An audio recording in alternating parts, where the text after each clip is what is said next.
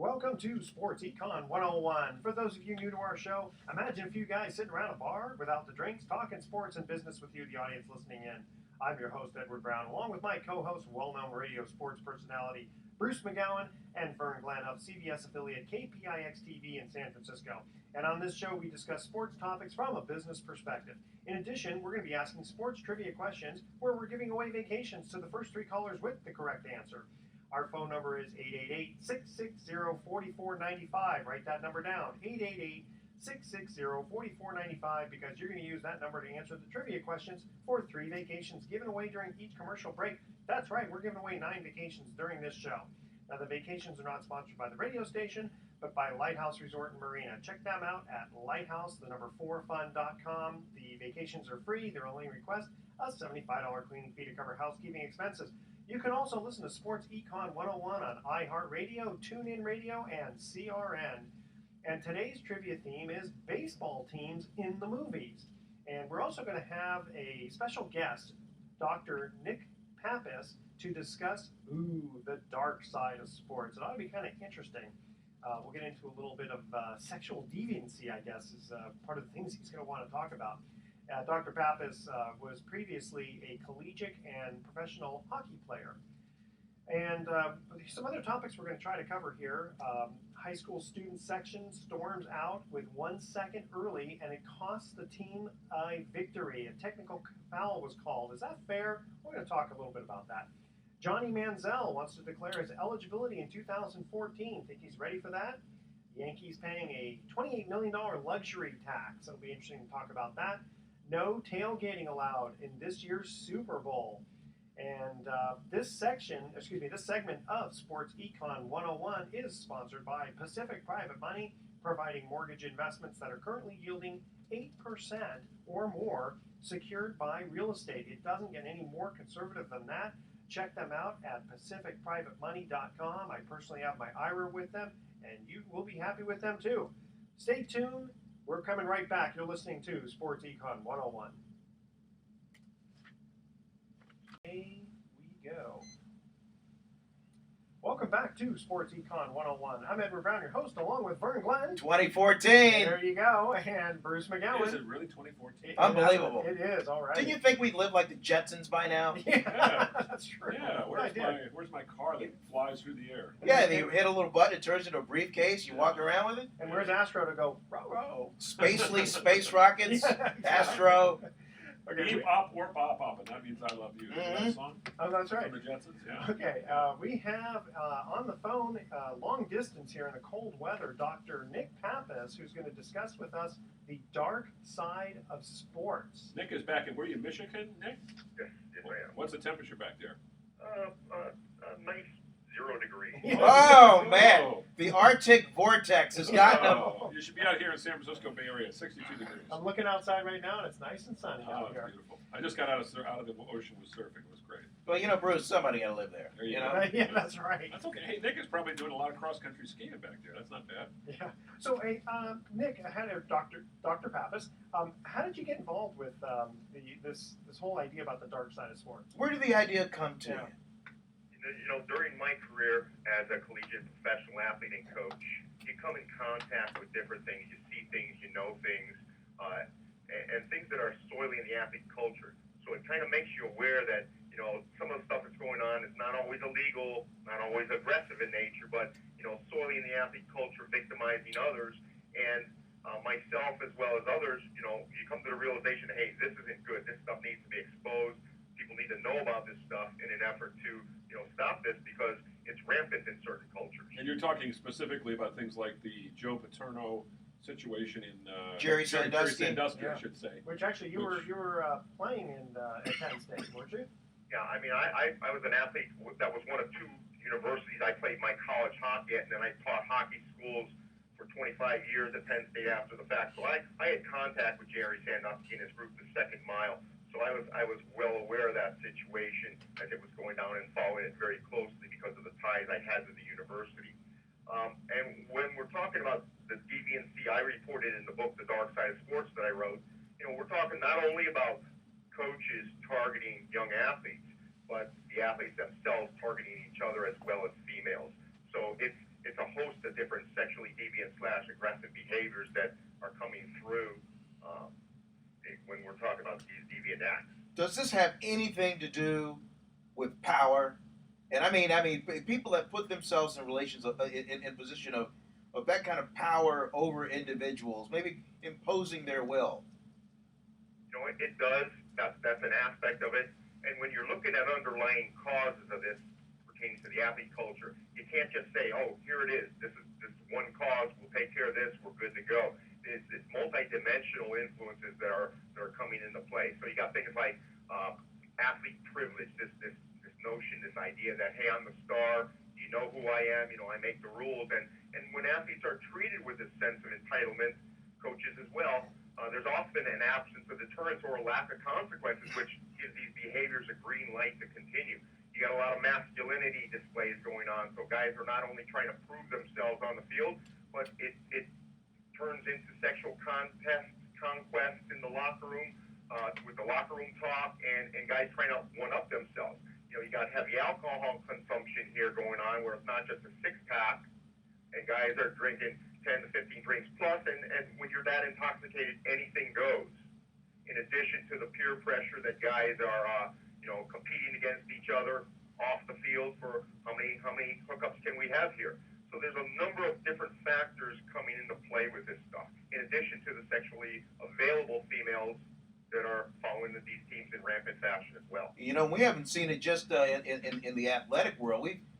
We've seen it in the classroom. Student-teacher relationships just taking on a life of its own. It's been going on for corporate, in corporate and forever. Oh, yeah. You know, also, Nick, you had talked also about that they target each other. But what did you mean by that? You know, when we're talking about, and this is the first chapter of my book, basically, it's a lot of homoerotic behaviors. It starts out with things like hazing. About 80% of the guys I interviewed knew about hazing, but 45% knew about the sexualized hazing that went on. Things like tying people up naked in public places, genital shaving, all kinds of different out-of-control behaviors that happen. And when we're talking about things that go on within the last year even, I came across from June 2012 to June 2013, over 40 high school boys have been sexually assaulted by teammates. And so we're talking about sodomizing with foreign objects. And this happened in over 12 alleged cases, which, I mean, compared to 10 years ago, there were 3 incidences. Now you got 12 going on between this time frame, and it's increasing in frequency, it's increasing in the brutality of the involvement, and the fact that some of these situations have involved cover-up from coaches, administrators, who don't want this information to get out. It's very, very alarming. And, I found this stuff rampant at the college and pro level, but the fact that, when we have over 40 high school kids in the past year being victimized in this respect, it's extremely alarming, and something needs to be done.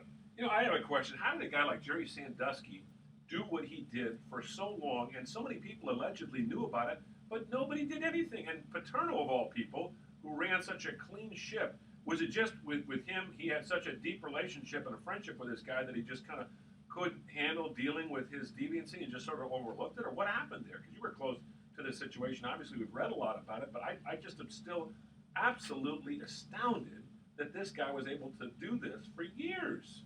Well, that's a great question. And, the fact that you see some of the studies where male and female victims, as many as 80% have said, I tried to get help and nobody would believe me, nobody would help me. This is alarming because then the offenders have accomplices. And it's the kind of turning the other head or not wanting to address certain things because it's going to tarnish your program or it's going to raise speculation as, when did you know about this? And so when this is allowed to go on as long as it has, there were a lot of people not following their gut instincts, trying to evaluate situations instead of just reporting. Reporting was needed. It was not happening. And, the fact that when boys are targeted, you're talking about 150 victims oftentimes before these perpetrators get caught. So there's a stigma with boys that they don't want to reveal that they've been molested because this stigma of homosexuality. And so the the majority of sexual offenders when it comes to boys, they appear to be heterosexual. They're married, they have kids, they have an active sex life. They're middle-class people. They're appearing to be heterosexual, yet they're molesting boys at an alarming rate, up to 400, 500, 600 in a lifetime. But about 150 before they get stopped is about the average. I can imagine being this male athlete, and you don't want to rock the boat.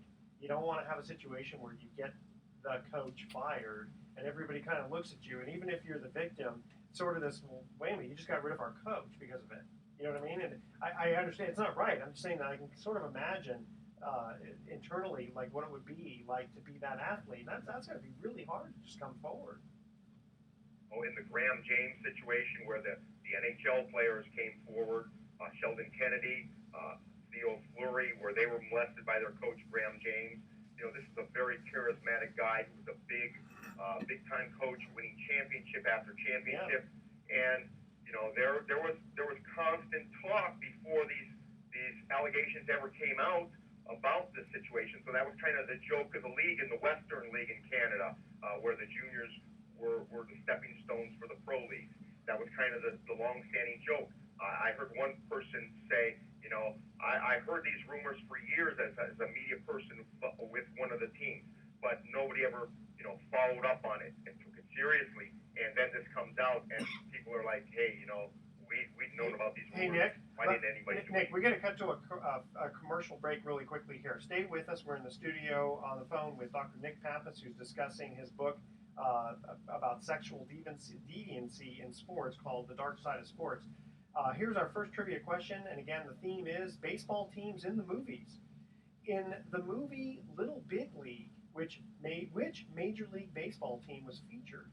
The first three callers with the correct answer win a free 3-day, 2-night stay at the Lighthouse Resort. Their website is lighthouse4fun.com. Call 888-660-4495 to answer this question. In the movie Little Big League, which Major League Baseball team was featured? 888-660-4495. Don't touch that dial. Sports Econ 101 will be right back. I never even heard of Little Big League. It's actually a good movie. Is it? Okay. It How is. long ago did it come out? About maybe 10, 15 years ago. Okay. Yeah, it's a little bit more of a kids movie. Oh, okay. But kind of like Angels in the Outfield? Like that. But it's a little bit more on the serious side. Right? The Yeah. Angels in the Outfield. Yeah. That's right. Hey, here's a good. Remember the one with Wesley Snipes and Robert De Niro, The Fan? I saw yeah, that. I like that movie. I saw that. Yeah. I saw that. Yeah, remember Wesley Snipes was playing for the Giants? Yeah. Yes. Yeah. Yes. Yeah. And I'm trying to remember, they didn't play at Candlestick and they didn't play at Pac Bell. They played some other ballpark. Of course. That's Robert De Niro. It's like a Cape Fear type of situation. Okay. I just saw American Hustle. He had a cameo role in that. He was nasty. Great actor. Yeah. Hey, Doc, you still with us? Yeah, I'm still there. Yeah, I'm curious. And, we might talk about this. Are there instances where women athletes are sexually attacking other women, or perhaps even going after men? Does that kind of stuff happen too? Or I've heard stuff about. I came across a female Division I golfer who said they had groupies following their team, but and I coached the women's club team during my doctorate degree, but there was nothing at the level of what I'm talking about with the guys. So I didn't do that research per se, but ask me some questions about the types of deviancy the guys are targeting females. And you'll get your eyebrows raised. Okay.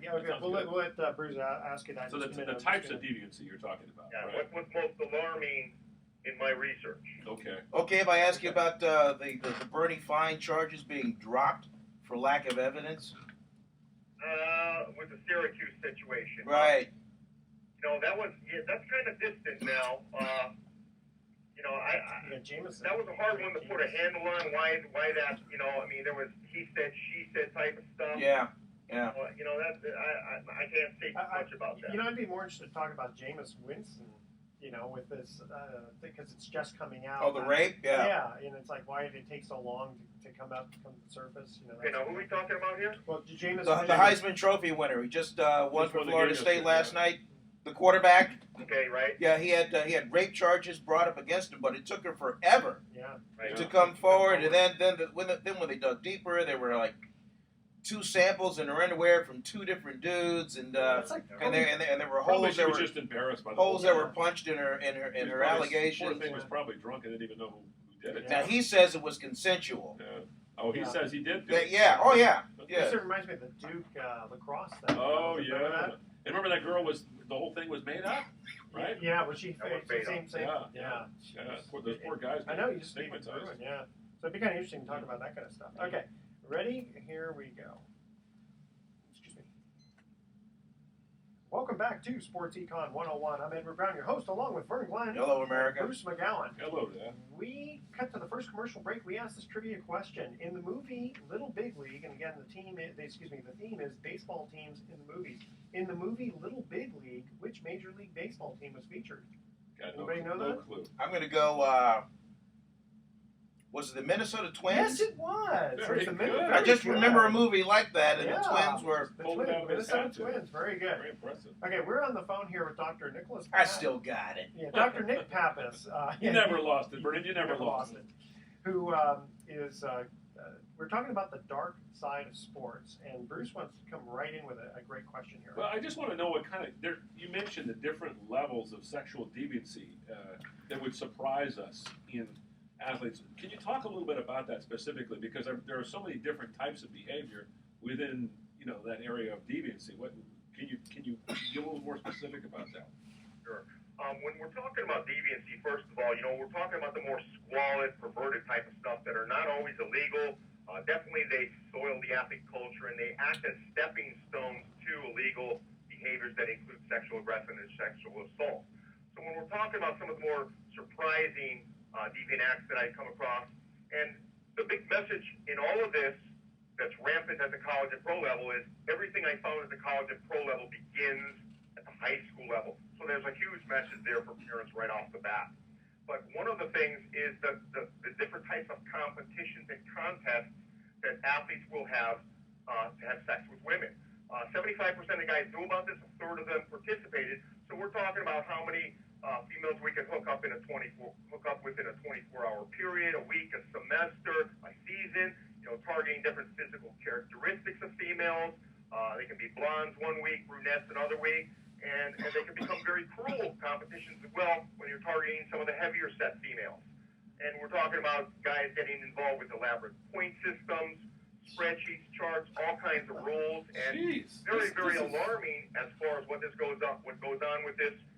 You'll have competitions where the wrestlers will be competing against the swimmers and divers.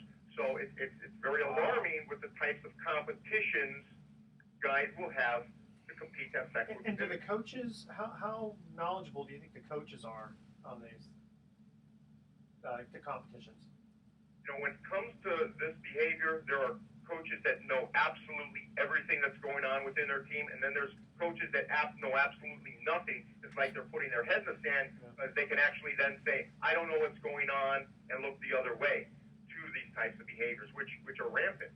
In addition to the competitions, another very disturbing behavior is the voyeurism, where guys will actually set up a situation where a teammate's going to bring back a female to the room, and the guys are already staked out in the room to watch the situation. It doesn't just stop at the watching, because guys are going to videotape these situations, and if it's dark enough, intoxicated female involved, guys are going to try to switch up with their teammates, so it easily crosses the line from a voyeuristic situation to a group sexual assault in many cases. And guys are talking about, hey, 1 out of 2 times guys are trying to switch up on these situations, which is extremely disturbing. And about 75% of my guys I talked to knew about this stuff going on during their career, and a third had personal experiences as well. Doesn't anybody talk about the communicable diseases that, forget the competition for just a minute, hooking up with that many people, it's kind of nasty stuff. That's something that obviously is a concern health-wise, but are athletes who are intoxicated concerned about this at the time? That's on an individual basis, and we can say for certainty a lot of them are not. I want to bring up the Jameis Winston situation where, the guy wins the Heisman Trophy, and then suddenly, actually before he won the Heisman Trophy, because he was doing so well, suddenly an allegation comes out that he raped some woman, roughly a year ago, I believe it was. and the question comes up, gee, why is this brought up now? And he did admit having sex with her, but he said it was consensual. What goes on there? There's obviously the theory that here's someone who's just trying to be a gold digger at some level. Do you ever talk about that side of the darkness of sports? Yes, I do. And when it comes to these kind of situations, when it's a high-profile athlete, people are hiring high-profile lawyers for these people, and they know how to delay court cases from coming to trial. Witnesses are harder to find when these delays come. So there's all kinds of tactics that criminal defense lawyers will use to lessen the possibility of these things happening. And as to whether they happened in this situation, I don't know personally, but these are tactics that have been used in the past, and it wouldn't be surprising to find them used in these type of situations. And we were talking off air about the old Duke lacrosse situation that happened, I don't know how many years, I can't remember how many years ago, but it turned out that the story was made up. As I remember, wasn't that true? Yes, it was. And yeah, I mean, these guys' lives are ruined because of that. Exactly. I mean, that was a very alarming situation where people from the university were condemning the team. The athlete's coach was forced to resign very quickly after this situation came out, and extremely disturbing when situations come out where there are false allegations. Now, when it comes to sexual assault allegations, you're talking about less than 3% of occurrences turn out to be false because of the screening that goes involved to these cases. So it's not any more than with any other crime when it all comes out as far as these actual percentages. Are there just a lot more athletes involved in this, Dr. Pappas, simply because it's a male-oriented culture, and you're kind of sort of in a cloistered environment where the guys can kind of keep it to themselves. They don't have to worry about it being leaked to a girlfriend or some woman. Is that why it's so much more prevalent in sports than, say, in other walks of life? Well, anytime you have a lot of power and prestige and you put on this pedestal, you're going to attract a following. I have a chapter in the book, The Dark Side of Sports, on female availability. Not that these deviant acts wouldn't happen without this female availability, but it makes it happen that much easier. And then guys are into all of these one-upmanship types of things. Who can outdo each other? When one-on-one sex becomes boring and drab, and guys are trying to push the envelope. Hey, what can we do that's more outrageous? I mean, these guys are competitive anyway. This brings up the phenomenon of group sex, where 95% of the guys I talked to knew about this stuff. A third participated, but alarmingly, from that third, over 70% of the guys were involved in the larger group sex situations. So we're talking about 4-on-1, 10-on-1, 15-on-1 type of situations, and what guys are calling trains, gangbangs, fivesomes, tensomes, they're actually group sexual assaults, because if the female has any amount of alcohol in her, well, you've just crossed the line from a group sexual situation to a group sexual assault. Yeah, but are we supposed to be so naive though that we can't believe that it doesn't happen in women's athletics? I mean, let's face it, women are smarter than men. Women are more discreet than men. So, I mean, it can go on the distaff side. We just don't know about it.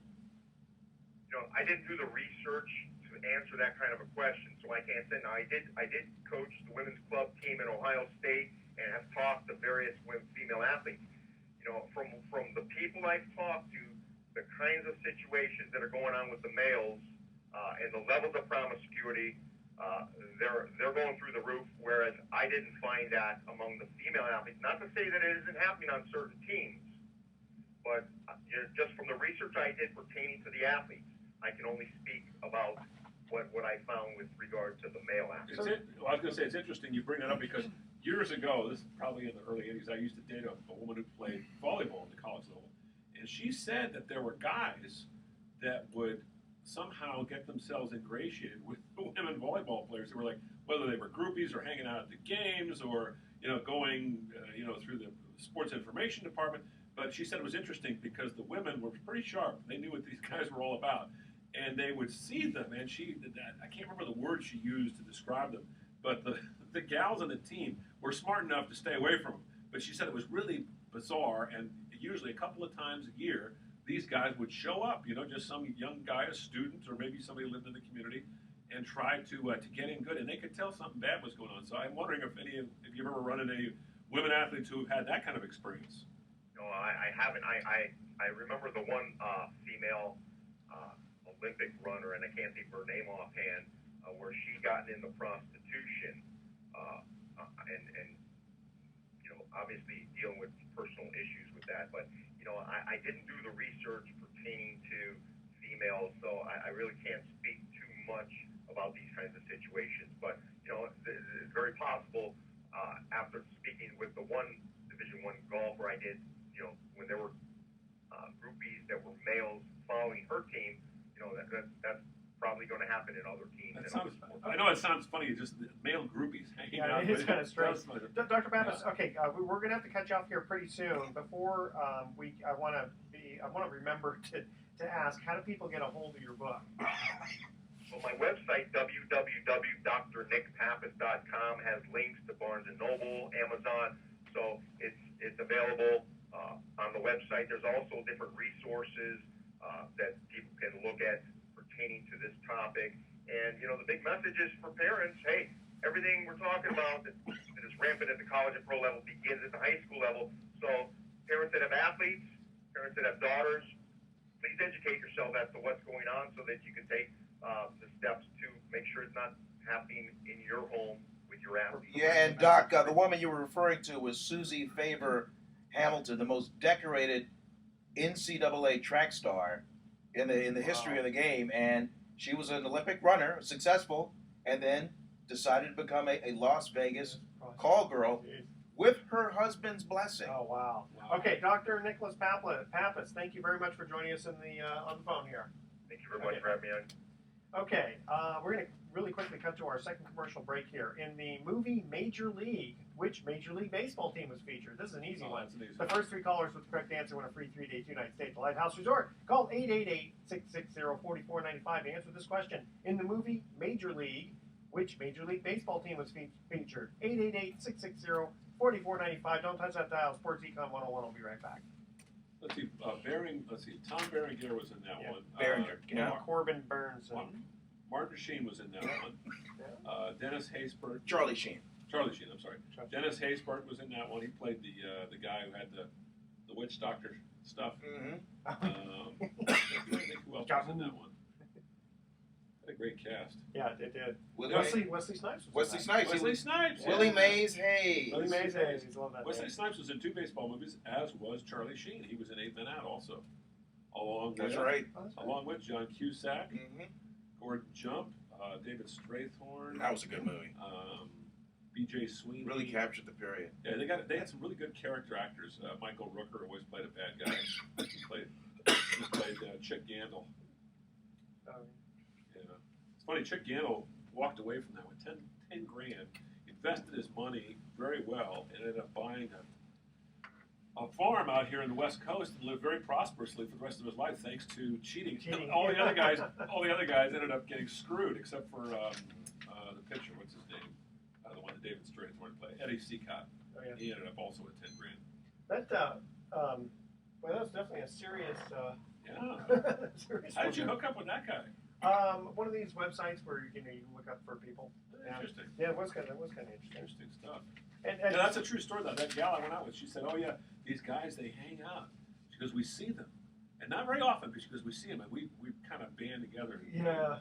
See, that's the way girls are going to be that way. Oh, yeah. It's funny. You know how we talked about Deacon Jones coining the term sack? Yeah. So Mike Zaidlin, the guy next door here, he goes, "Nope, that's not what happened. No. Deacon Jones did not coin the term sack. George Allen did. So says Buffalo Bills legend Marv Levy. But Deacon Jones just popularized it. Exactly, yeah. It said here that he heard, what was it? It all had to do with Craig Morton. And what they said was, that's right, yeah. He says, we're going to take that Morton salt and pour him into a sack. And that's so clearly, that's how that Poor goes. Craig Morton, he's so beat up after all the years of And I can't get a hold of him. I Oh, you need his number? I got his number. Oh, do you? Okay. Yeah, call me. Okay. He lives over in Mill Mill Valley. Valley, You yeah. should get him to come right here. That's what I'm thinking. Oh, he's great. Yeah, if you can. He's great. He'll have some great stories to tell you. I mean, between his time at Dallas and Denver and Cal, I mean, God, sure. he played with all the greats. And now he's going, for Craig part of Morton? that lawsuit. What's that? Craig Morton? Craig Morton, yeah, he played with everybody. I mean, he played during that golden era of pro football, the 70s and He was 60s. good. Yeah, he was very good. He wasn't like, he got his team into two Super Bowls, two separate teams. He didn't win it, but to get the team in the Super Bowl, that's just.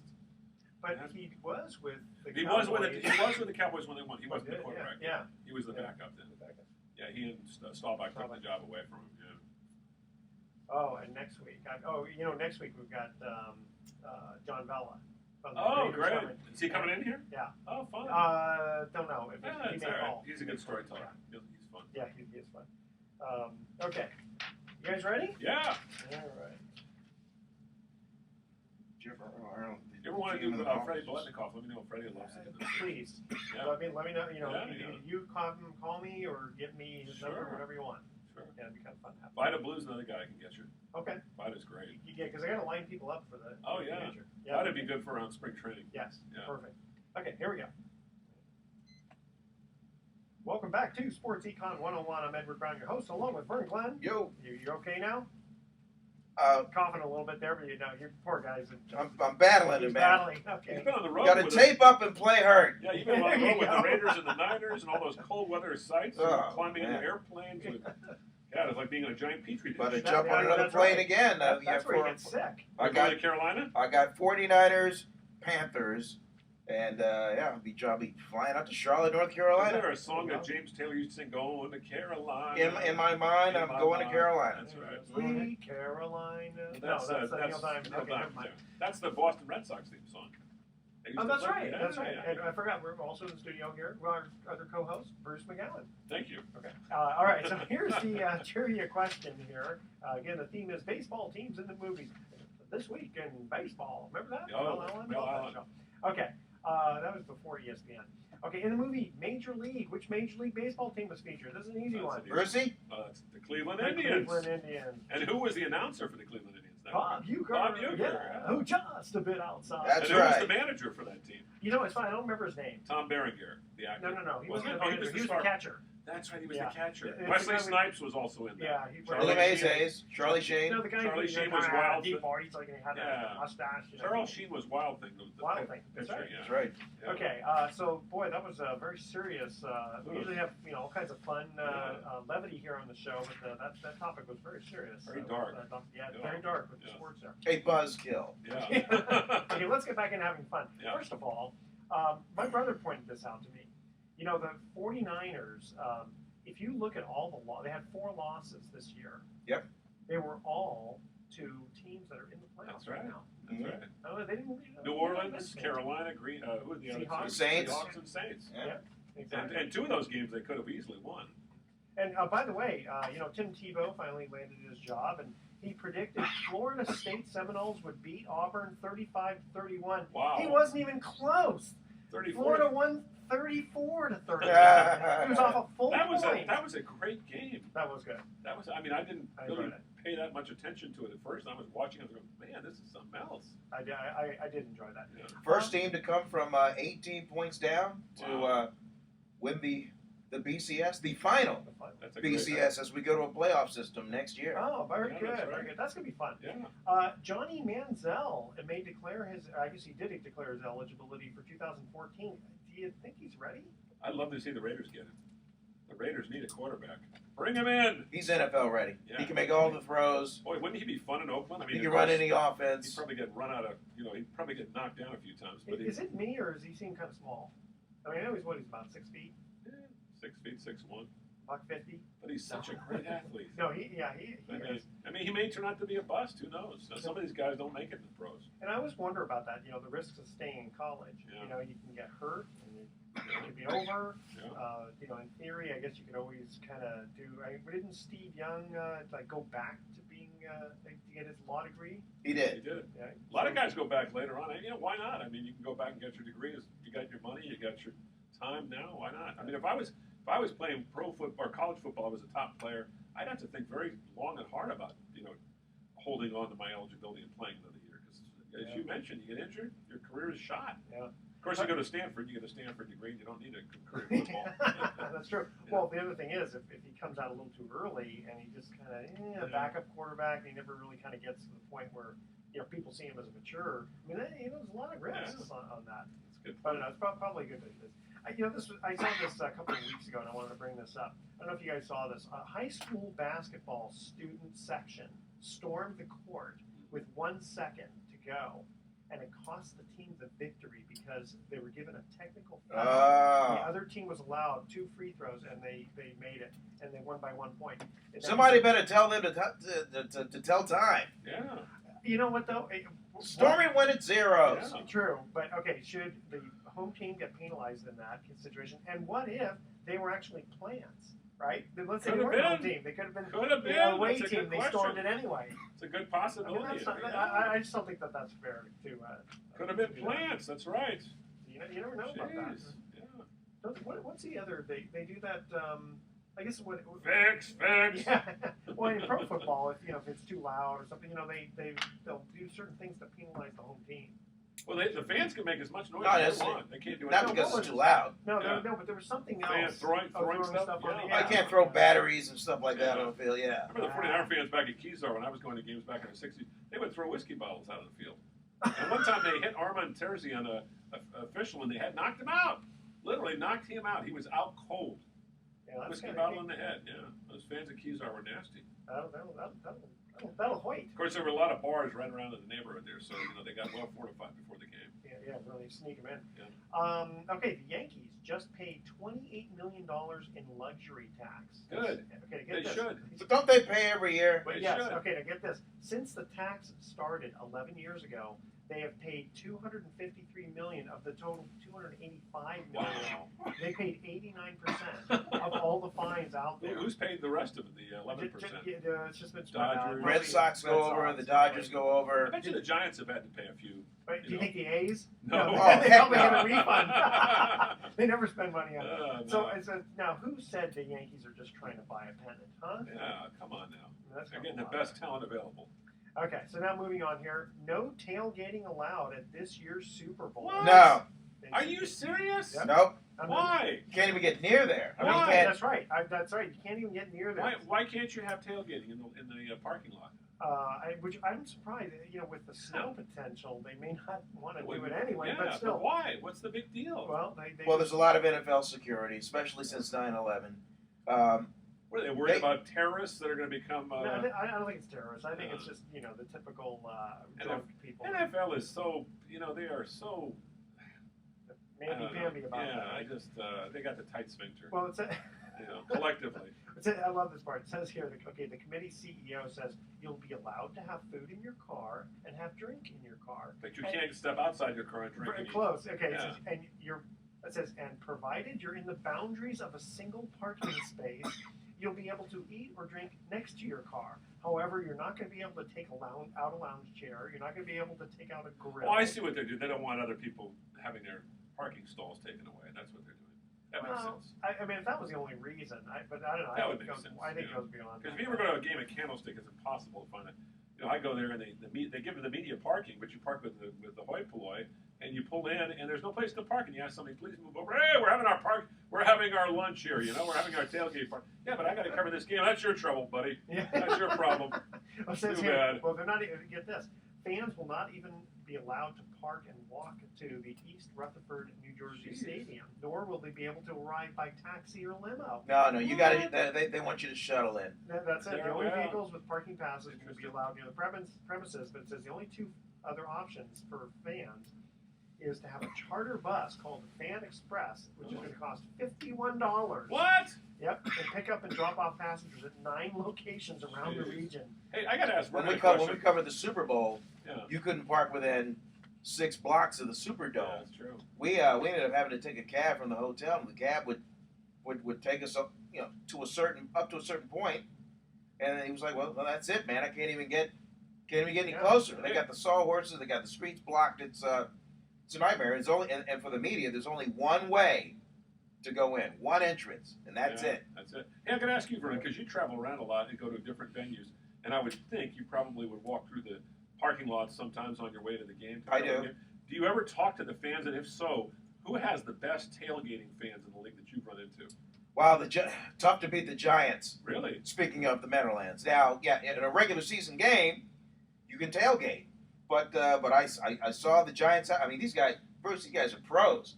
I mean, they drive up there. They got it all planned out. They've got the they got the propane out. They're just they just do it well. But I've seen 49er fans that have it down to a science as well over at Candlestick. So I guess it just kind of depends. I mean, if you've been a season ticket for 20 years and you're used to going up and tailgating, you know what you're doing. I always get invited into these little parking lot things at Oakland. The fans there are great, and they're always saying, "Try this, try that." They're handing me food. Oh yeah. You know, I end up having a beer and my full meal before I even walk in there. There you go. Yeah. Well, now, how many guys are doing tailgating who don't actually have tickets? Because it's just kind of a That's fun a good atmosphere. question. I bet you there's a few. There are that just kind of cook out and hang out. They've Watch the game on TV. Yeah, They've they got probably have it rather than go to a bar. yeah, they got the TVs out. They're watching it on TV. They got the radios out. They're just kind of hanging out. Yeah. Maybe they're afraid of the Super Bowl. They're not going to be able to. But to pay $30 to do that, though, Yeah, well, you know, I guess everybody wants to get close to the action. Yeah, and you can probably hear it right in the stadium. and I'm always amazed at for baseball games, people that are just milling around outside of the stadium while the game is going on. That is crazy. Well, I love going to. I haven't been to spring training in a long time, but I love going to Scottsdale for. People spring plan training. entire vacations around spring training. training. It is a great venue and opportunity to really get up and meet the players, actually have a conversation with these players. They're right there. Even Barry Bonds used to talk to fans. I remember Barry would come over and actually engage in very friendly, Very informal. conversations. Well, one time we went out to dinner and to something in Charlie's. What's the famous? Oh, Don and Charlie. Don and Charlie, still there, still going Is strong. the Pink Pony still around? Yes, Pink Pony's the still Pony's there. Still there. So we're down at Charlie's and we look across and we see the JT Snow. Oh, yeah. This is when Great guy. years ago when he was playing with the Giants, right? And I look and I go, you know what? That's his dad. Yeah, Jack Snow. Jack Snow. Yeah. Number 84. Never forget Los that. Angeles Yeah, Rams. he used to kill the Niners Yeah, all the he time, did. right? So I remember I had my son with me, and Christian was a little bit little. I said, you know what, it'd be kind of fun. I said, you know what, instead of just going up to JT, he probably has a lot of people doing this. I said, go up and ask him for his dad's autograph, right? So, and I said, don't go up to him, but go up to his wife, right? That's the best way to do it. You go up to the wife. Sure. Because otherwise, guys are always ignoring the wives going after the players, right? Look at Edwards. Yeah, Smooth. I was Look thinking at that's right. I get the opportunity, Yeah, right? there you go. So actually, I bring Christian up, and I said, he wants to, he'd like to get JT's autograph, but I said I was explaining to him about his dad, and JT looks over at us, and he goes, my dad would love that. Because now, he's just, this is back then when he was alive, he was known as JT's dad. Yeah. And it's like, gosh, this guy had a great career. He did. Was he a Hall of Famer? No. But he was an All-Pro a couple of times. Yeah. He was a great player. Yeah. And that father-son relationship was strained for many years. It was. Was it really? Oh, yeah. They got together towards the end, but it was kind of like Barry Bonds and Bobby Bonds. They had, Dusty was the guy. It was kind of the.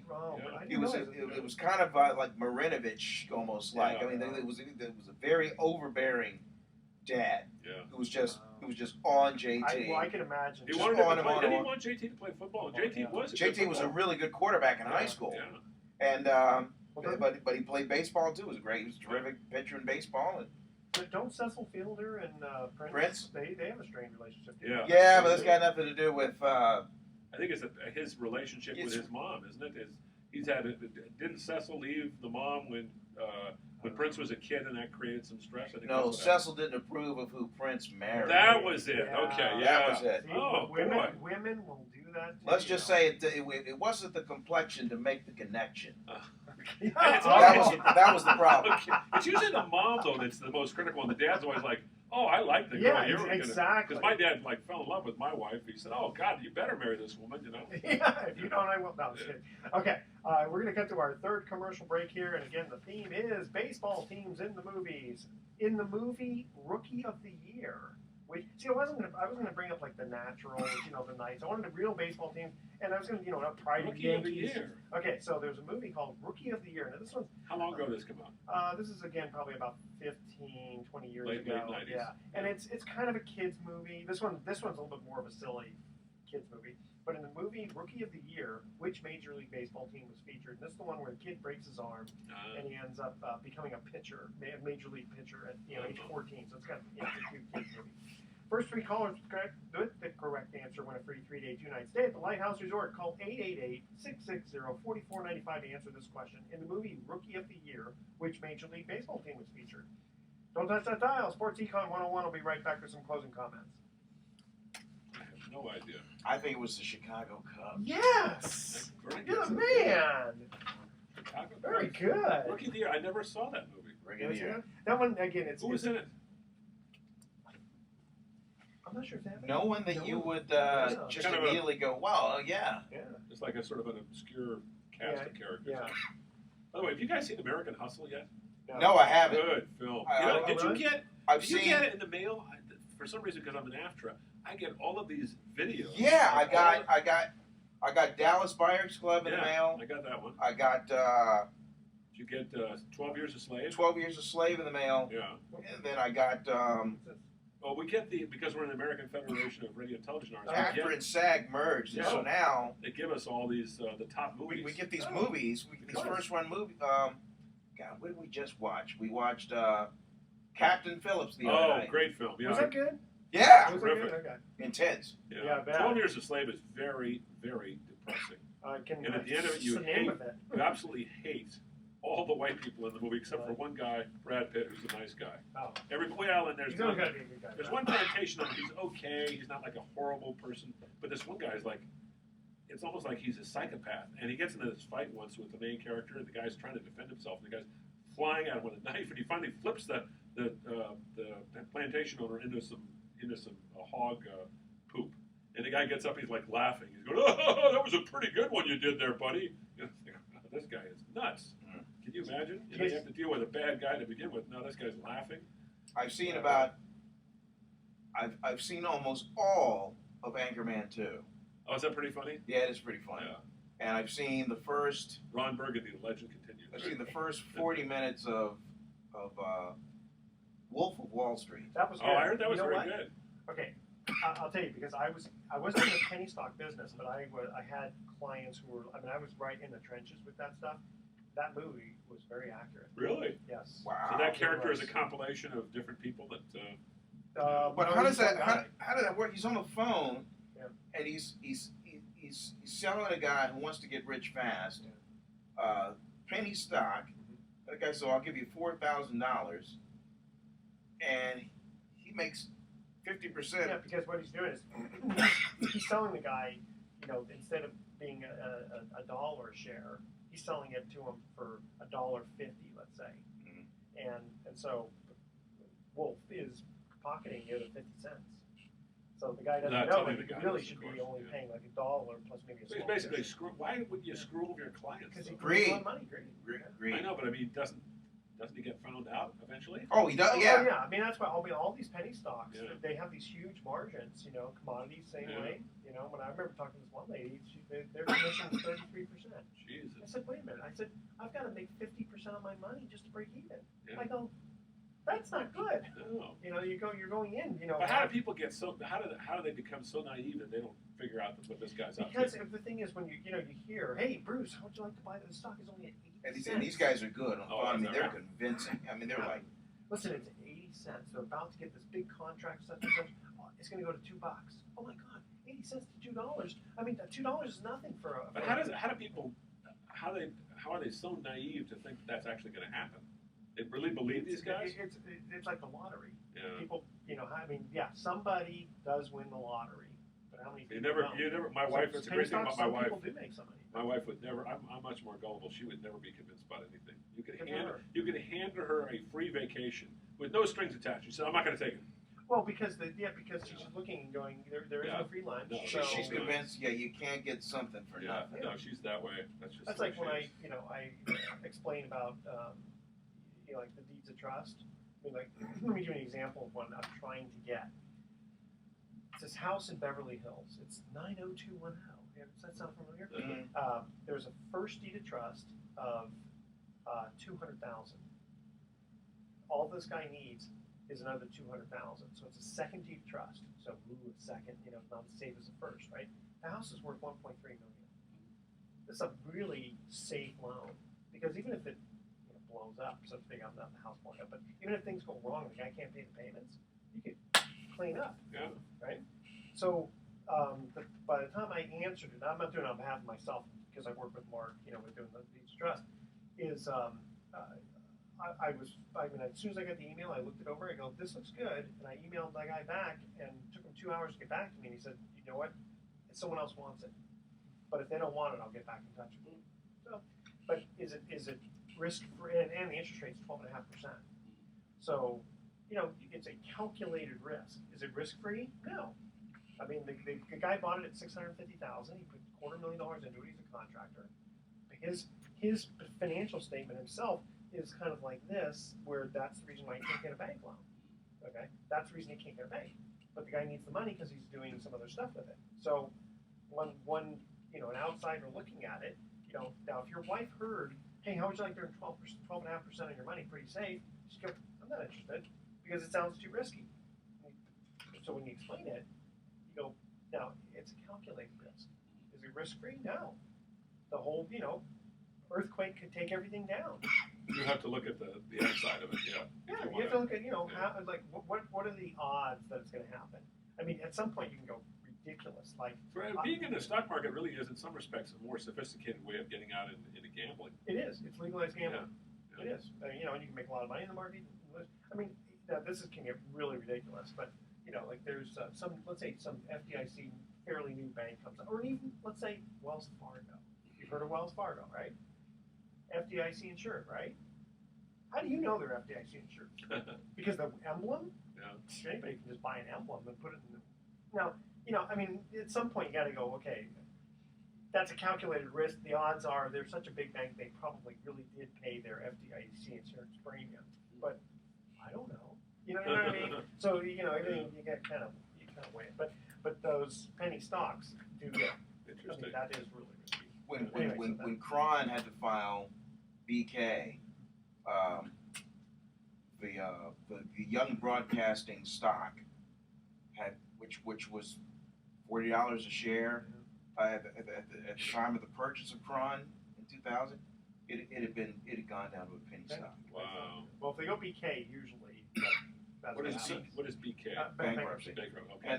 And so Cron now is owned by a couple of hedge fund guys now. Yeah. They came in and absorbed all the Young guys? all the debt. Well, They're in Connecticut somewhere. They probably what they did is they negotiated the debt because they're not going to just take it with all this debt. So what they do is it's called cram down. Go to the bankruptcy court judge and they say, listen, we're willing to buy it, but you got to lessen the debt.